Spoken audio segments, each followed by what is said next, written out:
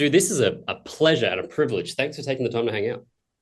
Oh man, thank you so much. Thanks for having me, dude. This is It's the privilege the pleasure is all mine, as they say. They do say that, but I'm not lying when I say it. You're just being lovely and generous. This is one of the ones for the channel here. Like we started this, my partner's currently at his actual job, but we started this channel as just like for our love of sharing music with people because we used to go to live shows.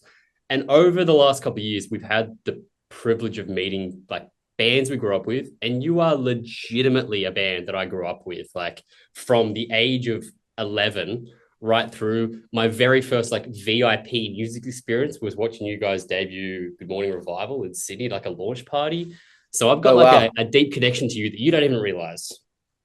That well, I do realize how, special that is, and I appreciate it. And I know I have that same, I think, feeling in relationship around other bands and my growing up listening to music. And so I understand, like, if I got to talk to a band that I grew up, that I was a part of my formation of like my relationship with music, I understand like what that means. And I think it's interesting because like the way you would see our band is your experience of us abstractly as not real people, just like this music you hear, and then for us to be able to talk to each other is different because I'm the person that was behind it, but Yeah, also just another guy like you raising kids and living life and doing that. just trying to So it's survive, cool. baby. Yeah, it's cool to experience people though and see what they're like. You know what I mean? If I got the chance to 100%. like, if I got the chance to sit with Liam Gallagher, I'd love it. I'd love to like experience him as a person, and I love Sure. his, or if the Beastie Boys, if I got to sit with the Beastie Boys and experience them as people, it would mean a lot to me. So I understand like, that idea of it and feel like it's cool. And I don't know. I hope, yeah, I don't know. I also appreciate the people that listen to our music over the years. Like the older you get, the more you appreciate like what you got to experience because of all these people. Yeah, hell yeah. I think one of the cool things with like the internet in general now is that it has opened up this world. Like when I was growing up, like reading, I see the AP banner in the background there, like reading alt press, and that was my connection to music, was just like the written interview. Whereas now there's this like new format of music journalism, which we've stumbled into somehow, which kind of allows you a really great connection to the artists that you know and love their music. I feel like it's giving you a better understanding of the people behind it. How do you feel about that? Do you like that there's a bit more of a connection to you as an individual, or do you like that like the old mystery of rock and roll where you just had the records when they came out and you didn't know much about the people behind it? I think like with all things, there's two sides of the coin, there's good and bad. I think there's something about the mystique of rock and roll in the 90s when I was growing up and listening to bands that was really cool. But I think there's something really cool about knowing what a person's like and deciding, yeah, I think it's real, man. I think that like it causes you to gut check what you're saying and what you're doing and like if you stand behind it or not. And I think we think that way. We're like, we're not going to put out a record we don't stand by and we don't love, and that we can't go on stage as 46-year-old guys. I'm not trying to be 22. I'm not trying to be 25. Yeah. I'm a grown ass man. I have teenagers, and I'm just me. I don't know what else to say. I don't know what else to be. So that's a, and that's also, dude. Trust me. Like there's also people that have been. Where have Good Charlotte been? What have they been up to? And I'm like, I don't know what to say, man. It's been raising my kids and working. I have a 9 to 5 job. I work at our company and we work with bands. It's what I do actually every day. Yeah. And I love it. And I love going home and being with my kids and my wife. And yeah, I don't know what else to say. Not the biggest, not the smallest, not the best, not the worst, not the. So I kind of like have learned how to live in the reality of my own life, like all of us have to. And part of this, which is great, is people can watch and get to know like us now and decide if they fuck with us or not. They don't have to. It's Yeah. you know.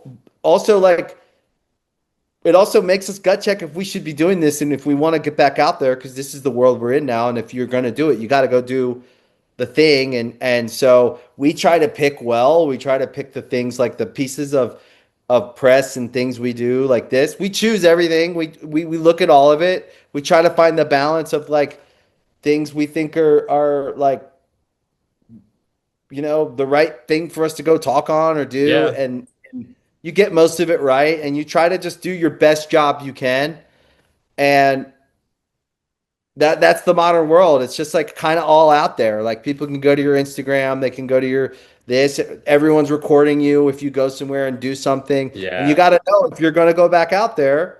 Like we had this band rehearsal.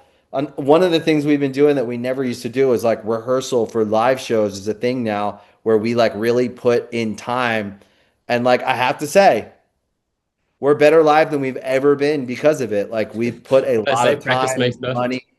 Yeah, time, money, energy into building the live set into something that's like we brought in extra players. We have a real thing that we've been building in our minds. The four of us were like, what could we do if we wanted to, if there were no rules and we could build a live show?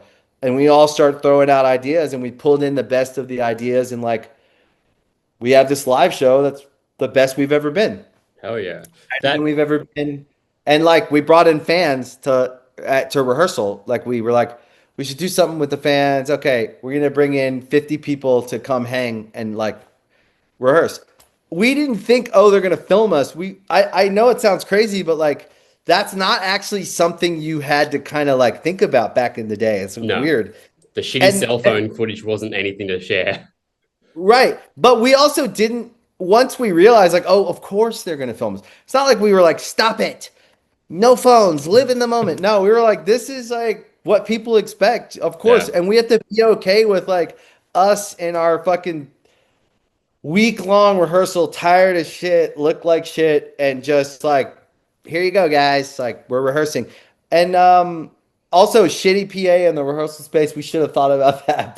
What about sharing But new stuff there where you're like debuting or testing out new material? And like, what about from a sharing that stuff? Because like the album's not out till August 8th, I believe. August, yeah. And So we played new songs. yeah, what about sharing that stuff? Did you like was there any like embargo, any like don't or that was a if No, it we goes out, just it goes thought out. that's kind of how it is now. Like, Yeah, okay. people record things and put it and they share and we're just at peace with it, Cool. right? The record's not going to leak. And if somebody hears the song live and it's a shitty live version, it's fine. I mean, we're not precious about that. When they hear the whole record, everyone's going to listen to it how they want. Some people will put on their headphones and listen to the whole thing. Some people will only listen to the singles. Some Yeah. people, who knows, man? Like, so we're just at peace. Like, we're just going to do the best we can. And we made a record we love. And that's like the big win for us is like we made a record we love and we're excited about. And we made a live show. We've put together a live show and a production we love. And That translates. Like if you're passionate about it and you're stoked on it and you're happy to share it, that translates. Like you can hear it in the album. I've been listening to the album for the last week and you can did you hear get that the whole it's thing? yeah, I've got the whole thing. I've played it Oh, through many cool. times through.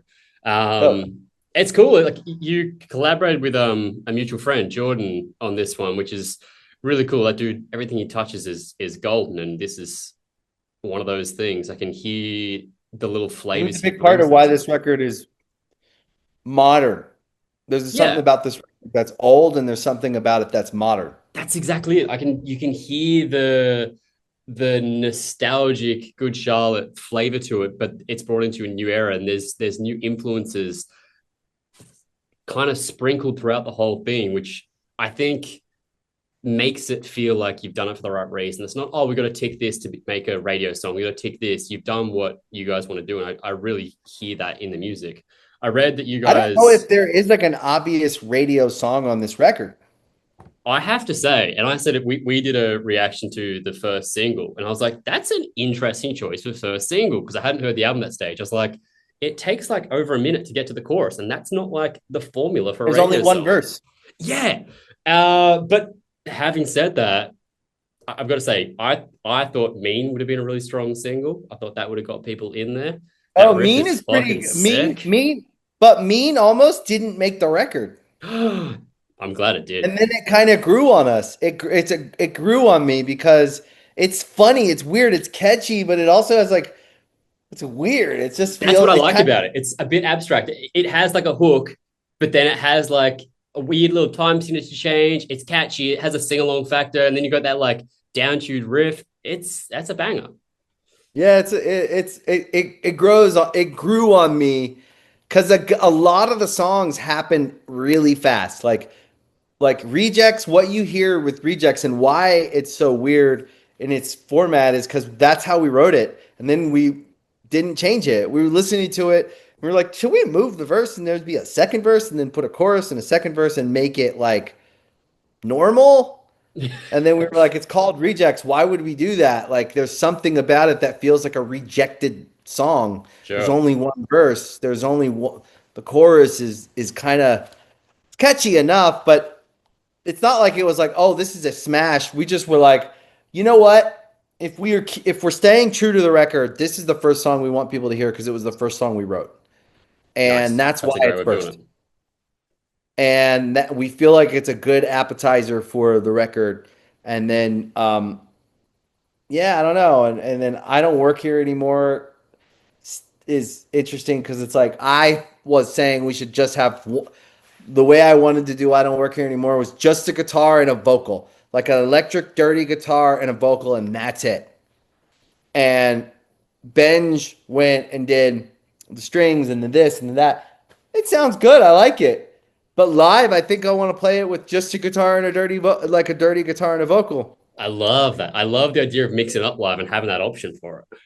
But like the record is truly like a record. It's just a thing that we all cared about, and we all had opinions. Jordan obviously in the end like would weigh in on what he thought, and Jordan and Zach together are a really good team, Yeah. and in the end they had just as much say as we did, and we all we got there in the end with a record that like we all love and we're proud of. When it comes to collaborating with others, like obviously you guys have a friendship with Jordan and Zach, which helps. But is there any like stepping on toes? Any like how do you keep your ego in check when it's like, well, I'm proud of this and I want to do this, and they go, this would be better. How do you approach that with other people as opposed to back in the day would have just been the four or five of you writing stuff? Well, back in the day, the process was very actually similar to the way it was with this one. Me and Benj would write a song a day, and we'd go in and we would record it with the band. And that was like literally the Young and the Hopeless was one. We'd write a song in the morning, the band would get there, and we'd all start playing it, and we'd record it by night, and we'd have another one tracked. Write another one the next morning. We come in, we'd write, and there was a bench outside the studio and Eric Valentine's place, and we did all our records kind of that way. We'd write a song a day Yeah, okay. and record it, and then I think with this record, but I also think a through line with our records, and especially the really good ones, the ones that you probably would cite as your favorite records. We worked with producers we really respected and we admired, and we were kind of in awe of their work. Yeah, And now sure. I feel that way about Jordan and Zach. Our dream was when we went to them, we were like, our dream is the two of you team up and make this record with us. And we didn't know if they were going to say yeah. We didn't know like if they had time, and they have options. They can work on lots of bands and really cool bands, albums, and they had to make time to make this record. So yeah, so I think we felt respect, so we listened to them. Yeah, okay. That's a cool thing to acknowledge, but also maybe not realize it being like you guys are the cool band. You're one of the cool bands that people want to work with. Like you're not a new up and coming band. You've got so many albums on your belt. There's so much history and so much success there. It's that's a cool opportunity for any producer to work on something like that and bring it into a new era, particularly after having it was like 7 years since the last record. Yeah, 7 years. I appreciate you saying that, but the truth is we at MDDN we get to work with architects, we get to work with Bad Omens, we get to work with Poppy, we get to work with Chase Atlantic. We're talking about like really modern, really exciting bands that all are also cool as shit. They all do whatever they want. They're not playing by everyone's rules. They're literally all their careers are really interesting. Like their paths are the ones they carve, and they're very clear in their directions, and they're not really beholden to the rules that like I feel like a lot of times I see bands going like, please play me, please. Yeah. I could just be successful and have a hit. Every single one of the bands I just named have carved their own paths and not been beholden to like hit songs or anything else. And therefore, and I've watched it over like a decade because all of them got there the long way. Yeah. Architects, if you look at Architects, it's like 15 years in. They're bigger. They're at their biggest they've ever been 15 years in Yeah. because they've taken it's been this long winding road of making music they love that they believe in and doing what they want on their own terms. Same with Bad Omens, same with Chase Atlantic, same with Poppy. So I think being around like what I think are truly cool Yeah. bands, it's humbled me like in a way where I go like, "No, my band, I love my band. There's no way that I respect, of course, everything we've done, I feel proud of. But I'm also like working around the coolest bands in the world that I'm a huge fan of. And I don't know, man. I don't just expect Good Charlotte to get whatever they want whenever they want it. Like, I feel like who knows what it means to make a Good Charlotte record? Like, I love Jordan, but we never worked together. In his mind, we could be like just trying to chase some old sound and make some revival record that Sure. sounds like, like something in between old Yeah. um and weird instead of like this record, which I think he brought, and this is what we said to him. We were like, look, we don't want to remake a Good Charlotte record or the idea of a Good Charlotte record. We want to make a Good Charlotte record in 2025. I don't know what that means, but we're going to find out. We need you to do it because you and Zach are the guys that make these modern records that we love. And so it's going to be kind of like this journey together to figure out what the fuck does Good Charlotte do in 2025. That's his skill And though. Like I had a big talk with Sam from Architects about this a while back when they were actually recording the new record. And he was saying like there's so much pressure on that band to be metalcore, the metalcore dudes that did their sound. And he's like, we want to be us and still sound like old us, but something new. And I think that's where Jordan's skill is bringing that flavor of like, that I record's so understand good. what you guys are. Oh, dude, it's fucking phenomenal. It's the best. But, It's and so also love those guys as humans. So you're actually like, I think you and I are going to be really good friends eventually because you've got your finger on who's cool. Like, as you said, Noah is a sweetheart. He's one of our favorite dudes in the channel. Like, you've got people that are doing stuff for the right reasons and you're working with the right people. Noah's the real deal, man. I mean, 100% he's a good-hearted person who won't compromise his and crazy vision talented. and he won't compromise the integrity of his music and he holds to his like when you see that it gives you confidence to see another person do it. Mm, You go behind them and you go like that's how I want to make records. yeah. And I think Sam's a great shout. Like Sam is the same guy. He's got integrity. He's just being himself. And you can decide whatever that means, but he's going to show up and he's going to do his, and I think that like we've been raised by these bands in the last 10 years or so, being to just be around it and soak up the things that they do that's special. Um, yeah, so when we went to make this record, there was only one way we could do it. Yeah, cool. And it You've was talked the about a way few bands there that are kind of like doing their way. Yeah. some like all those artists you guys are working with are being incredibly successful. And I think there's a reason for that. Talk to me about some smaller artists that you're into at the moment. What are you listening to that think should be on more people's radars? That's so I have two sides of me, right? So I have my high energy. I listen to Bad Omens every day. I listen to Architects every day. Yeah. I listen to Space Atlantic every day. Um, and then there's like the I think I'd say like from 9 or 10 p.m. at night when I turn on like there's a new guy named Luke Borchelt that I love. He features That's a on the album. country he's a country singer from Maryland where we're from, so we have a connection Yeah. in like being from the same place and it's a small place, so it's very hard for artists to kind of make it out of there. It's a yeah, it's very hard to find your way out of there when you're a music singer-songwriter. Him, there's another guy named um, Luke Luke Belling, who's like another like folk singer songwriter guy that I Okay. freaking love right now.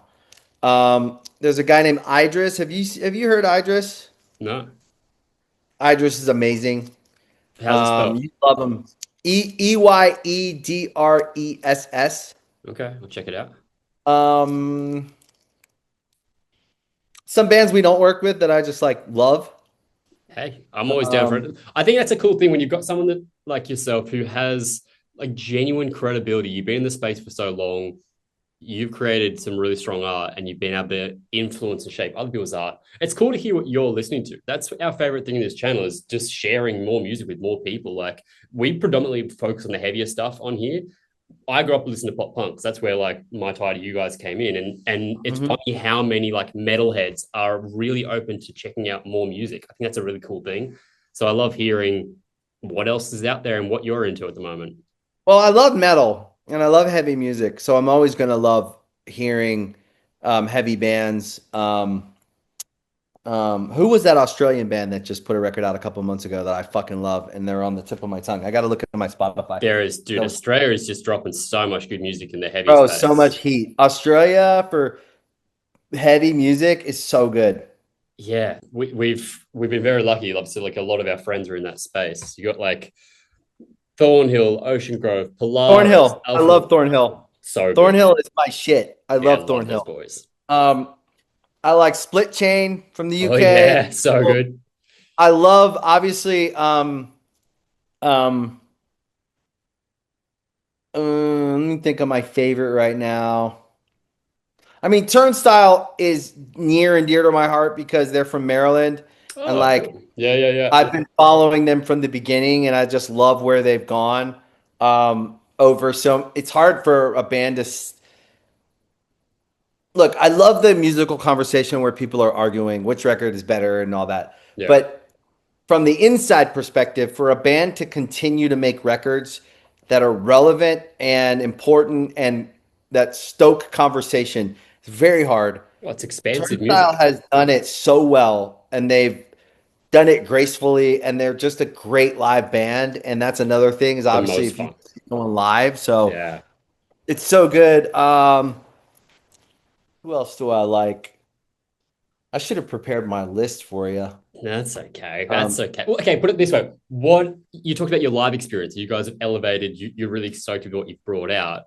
What would be some bucket list bands that you would want to tour with? Don't have to be in the same genre. Like you said, you could have Luke come out, you could have Turnstile. What would be some bucket list Yeah, bands? so Turnstile is one that I've always wanted to tour with. Actually, Paramore, I've always wanted to tour with Oh, I can Paramore imagine. Yeah. because we've never actually played together ever. Crazy. Um, and I really love, I've always been a fan. Um, Avenged Sevenfold, I've always wanted to tour with them. Yeah, I can see that. Um, and we have a song together, and we're really good friends with them, and we always have been since we started. So it's interesting because they're on a different side of music of as us, but we've always related to each other. We've always been friends, and we've always kind of like seen each other, you know. And like Yeah.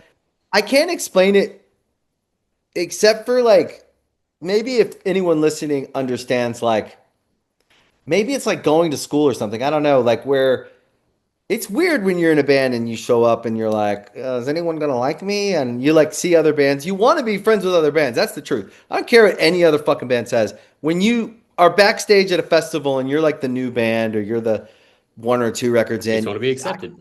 you just want to be friends with everybody. They're Yeah. cool. You're like you see other bands and they look cool. Their fucking album's good. And then somehow we all get kind of like people get all standoffish and they're all like, but then there's those bands that bring everyone together. Like there's the guy in that band that knows everybody. There's the Yeah. guy in that band. And like I always saw those people and those connectors. Like Mikey from My Kim was always around talking to everyone.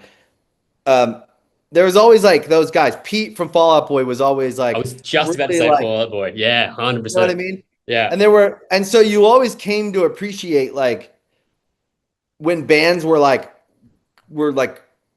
friendly and welcoming and like you would imagine that all rock bands would be. I don't know why they wouldn't be, but Avenged Sevenfold early on and us had like a really nice friendship that was formed just from being around each other. We I we like that. weren't.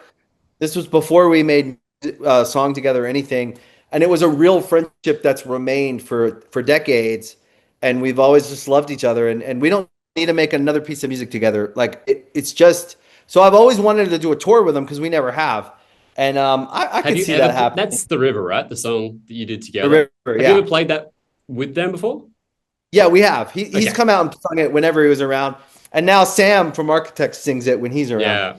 Yeah. Um, so I would love that. I would love to play with Architects. I love Architects. I would love to play with Bad Omens. I love them.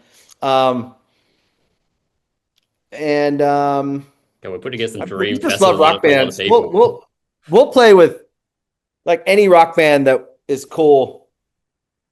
You know, I love to play with Thornhill. Those, Love to play with yeah. all. You know, just good bands.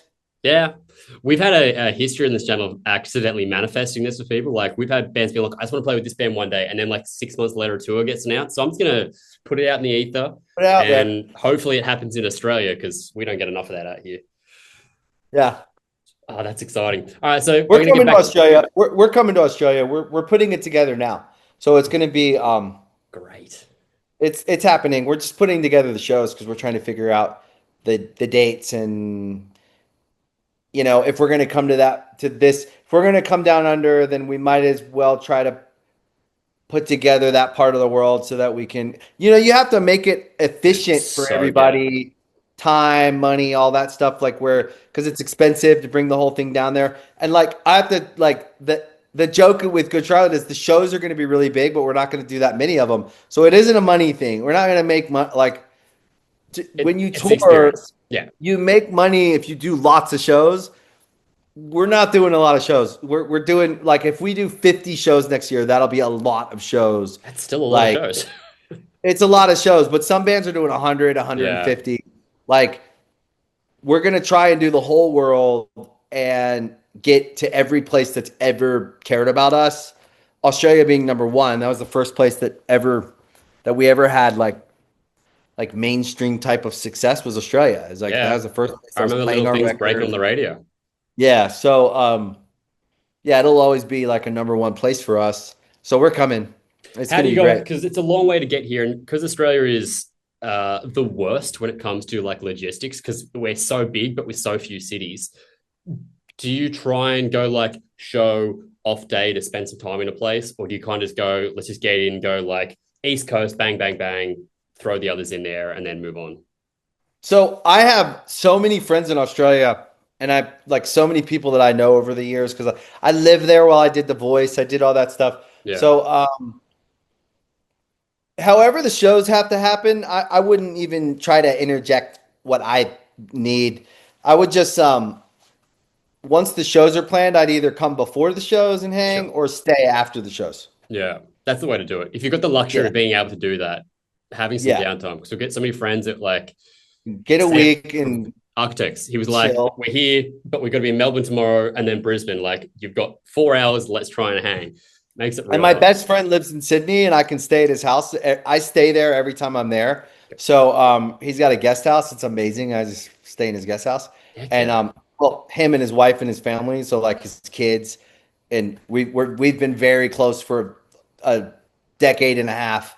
So um, I have a place that's right near Bondi, and I stay with my friends, and it's like also kind of cool because I get like a family yeah. vibe, You're not family just in a experience. hotel I room. bring my family, my wife and them are close, my kids and them are they all. It's a very close family friendship. So So I actually do have like a really nice reason to be in Sydney for like my friends there and people that I know there. So I get to have a really like local time when I'm there. That's cool. Like it actually doesn't feel like we're touring, we've got to Yeah, like make the doesn't most. feel You can like actually have some touristy. downtime.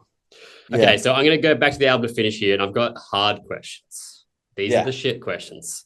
yeah. Favorite track on the album, and then if you had to cut one song, and that's the shit one, that's the hard one. What one song would you Okay. cut and why? Hmm. Favorite song on the record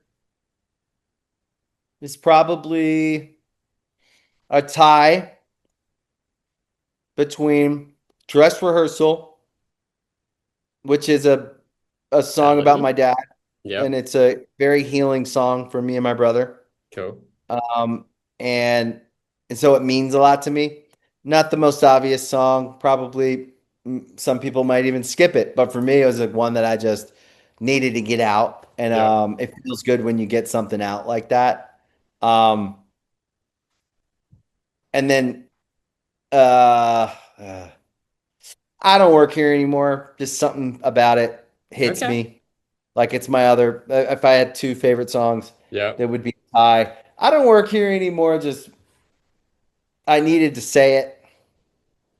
I don't know. It's for some people it'll be about a job or a relationship. For me, it's about um, just finally kind of just coming to terms with uh, believing in yourself and liking yourself just the way you are, and not needing anything to feel like you matter.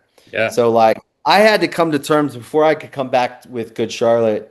I had to come to terms with like being uh just okay if no one liked if the world only wants me as the guy from Good Charlotte, then they can have me back there and just keep me in a memory. And I can be okay just being a dad and being a husband and being a guy who goes to work every day, works with people he likes and does an honest day's work and goes home and feels like happy. And like I don't need to be in on stage to find my value. That's And cool. like I don't know why that song, it doesn't necessarily say that, but to me it does. Like to me when I wrote that song it came like it the soul or the feeling that I was singing in that song was something like that. It was like quitting a need for validation. That's a beauty of music though, right? Like you have what you wrote about, and that's up to interpretation for other people. It might be about a job or a person, but that's the cool thing. That's I think the mark of a good song if someone can interpret it different ways because it meant that you've written it in Yeah, an accessible way. I think so, man. And it was really a nice experience to have. And then if there was a song I could cut, oh man, Yeah, that's the hard one. That's the shit one. I think Vertigo Oh, okay. Why Vertigo? or Mean. I'm just kidding, not Mean. You are being mean. How dare you? Your favorite song, I cut that. Vertigo, because I think Vertigo is a good song that was more sonic than lyric. Sure. I think the strongest parts of that song are sonic, and my contribution to the song, I didn't feel like was very strong. That's very honest of you. I like that.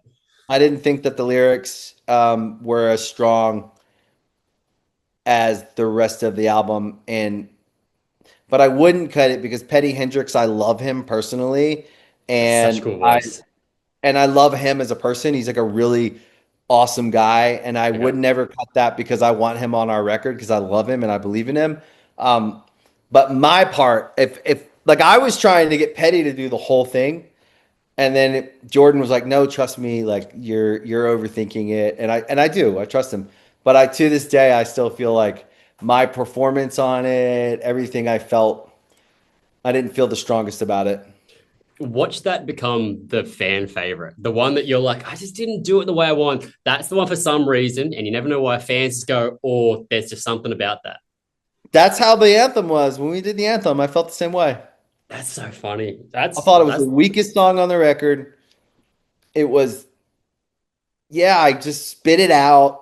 I was like very stream of consciousness. I just spit it out. yeah. And yeah, I don't know. And now it's one of my favorite songs. So I'm open to the experience of that, but that's how I feel right now, I'm being honest. Well, I'm glad we're not cutting it, and I know it's a hard question to answer, so I appreciate I you being wouldn't cut honest. it though because I actually wish Petty was singing more because I love him and I wanted definitely wanted him on our record because I believe in him and I really like him as an artist, and so I love that song. So I feel bad saying I'd cut it, but my performance on it, I just never have liked it. Sure. Well, I gotta say, as a fan, I liked it. So you're on your own Thanks, there. Sorry. thanks, man. Dude, it's been a pleasure talking. I'm pumped for the album to be out for people to hear it. As I said, I've been pretty lucky to be sitting on it for the last week and given it a proper playthrough. And it is a record that you can play front to back. There's no skips for me. It showcases the band in a modern form, and you can hear all the different influences over the years in one cohesive piece. So, congratulations. I think it's sick. Thank you, bro. Appreciate you. And look forward to you getting down under not too far away, hopefully. All right, Nate. Legend. Thanks, brother. Thank you, bro.